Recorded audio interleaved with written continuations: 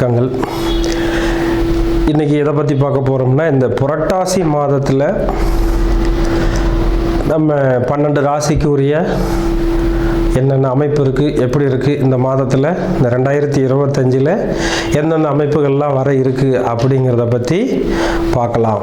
அதை இப்போ இந்த இடத்துல நம்ம உடல்நிலை எப்படி இருக்குது, வருமானம் எப்படி இருக்குது, அடுத்தது நம்ம என்ன தொழில் செய்யலாம், எதில் காதல் வருதா, இல்லது திருமணத்தில் பிரச்சனை இருக்கா, நல்லா இருக்கா, இன்னும் இந்த தொழில் ரீதியாக என்ன வருமானம் இருக்கா, செலவு இருக்கா, எதில் நம்ம அதிகமாக இன்வெஸ்ட் பண்ணலாம், பண்ண வேண்டாம் அப்படிங்கிற தன்மைகள் எல்லாம் இந்த அமைப்பில் நம்ம எல்லாம் கொஞ்சம் விரிவாக பார்த்து அதுக்கான என்ன சொல்யூஷன், என்ன செய்யலாம் அப்படிங்கிற தன்மையில் நம்ம இப்போ இந்த புரட்டாசி மாத பலன்களை பார்க்கலாம்.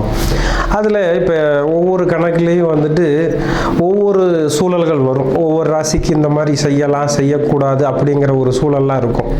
அது எல்லாத்தையும் நம்ம பொறுமையாக அழகாக அது என்னென்ன செய்யலாம், என்னென்ன செய்யக்கூடாது.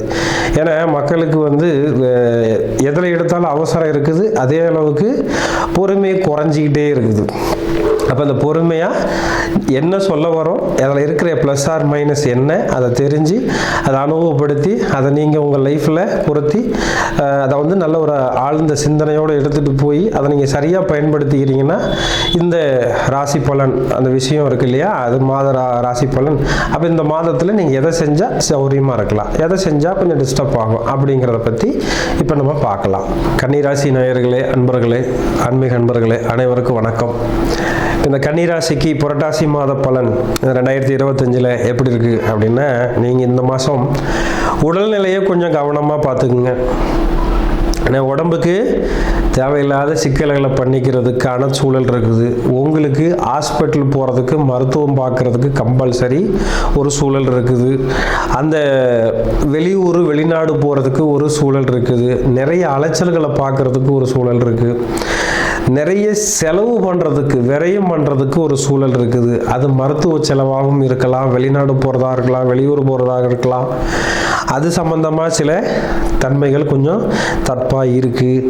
ரெண்டாவது, உங்களுக்கு இப்போ கண்டச்சனி, என்ன சார், இந்த கன்னிராசிக்கு கண்டச்சனி அப்படின்னு ஒரு சூழலும் இருக்குது. இந்த கண்டச்சனி பொதுவாக உங்களுக்கு அது பாதகத்திலே இருக்கிறப்ப அது கொஞ்சம் சிரமங்களை கொடுக்கும். அதில் இந்த மாதத்தில் உடல் ரீதியாக இருக்கிற சில தொல்லைகளை தரும்.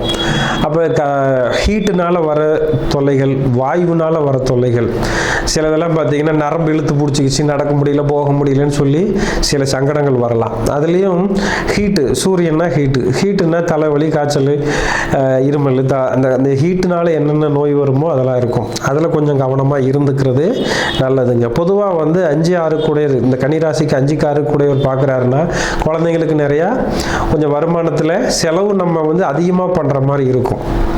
ஸ்கூல் ஃபீஸ் கட்டுறது, போகிறது வர்றது, அதேமாரி குழந்தைங்களுக்கு மருத்துவ செலவு வைக்கிறது.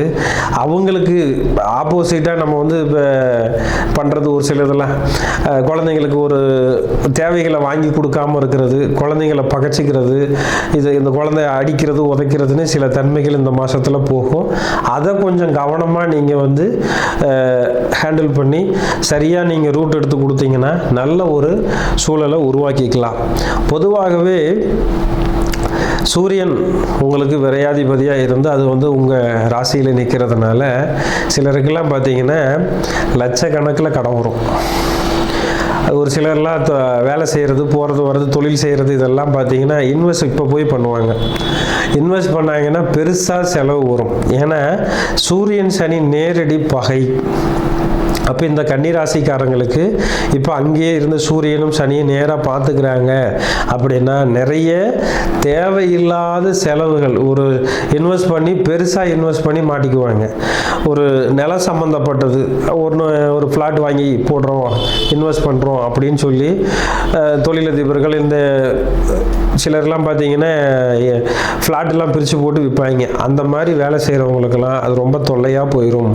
அது இந்த மாதத்தில் அது எதையும் பண்ணக்கூடாதுங்க. அடுத்ததாக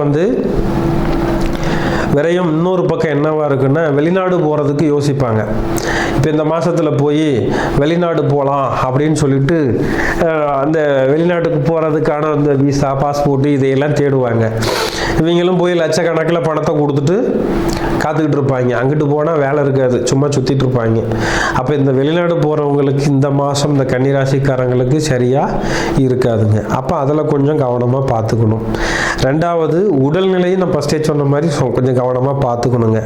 அடுத்தது, தொழில் ரீதியாக கொஞ்சம் வேலை செஞ்சிட்டு இருப்பார்.